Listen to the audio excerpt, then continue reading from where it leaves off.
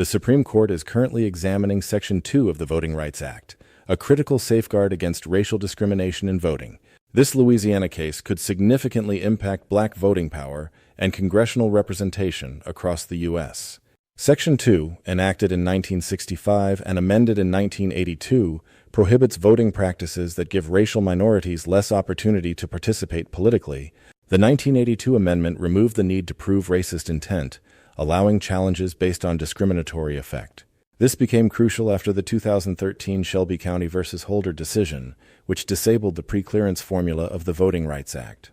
The current dispute began after the 2020 census, when Louisiana drew a congressional map with only one black majority district out of 6, despite a 33% black population. Civil rights plaintiffs sued under Section 2, leading to a federal court order for a second opportunity district. Louisiana then adopted a new plan with 2 districts where black voters could elect their preferred candidate. However, opponents challenged this remedial map, arguing it relied too heavily on race, and a lower court struck it down.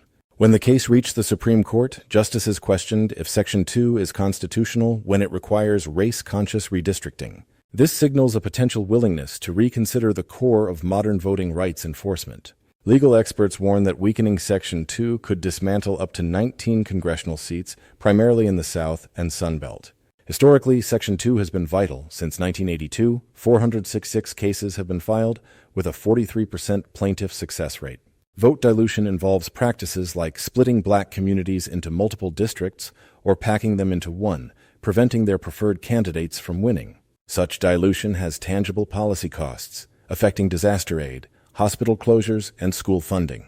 Black communities have a long history of fighting for voting rights, from the Jim Crow era to modern challenges. The Voting Rights Act of 1965 was a direct response, leading to an increase in black elected officials. However, the Shelby County decision and subsequent restrictive laws have created new hurdles. While Alabama's Allen v. Milligan showed Section 2 still had teeth, the Louisiana case pushes the court to determine if those teeth can still be used in redistricting. The court's conservative majority has narrowed race-conscious policies, and their questions suggest discomfort with race-aware remedies. Civil rights groups view this as critical for multiracial democracy, warning that removing race from remedies while racial polarization persists would entrench inequality. Despite potential setbacks, black organizers are prepared to adapt, continuing their work through community organizing and advocacy. Louisiana's case asks, will the Constitution perpetuate the status quo, or acknowledge racial polarization and the need for effective remedies? Section 2 was designed to address this reality and prevent the erasure of black political power through clever cartography.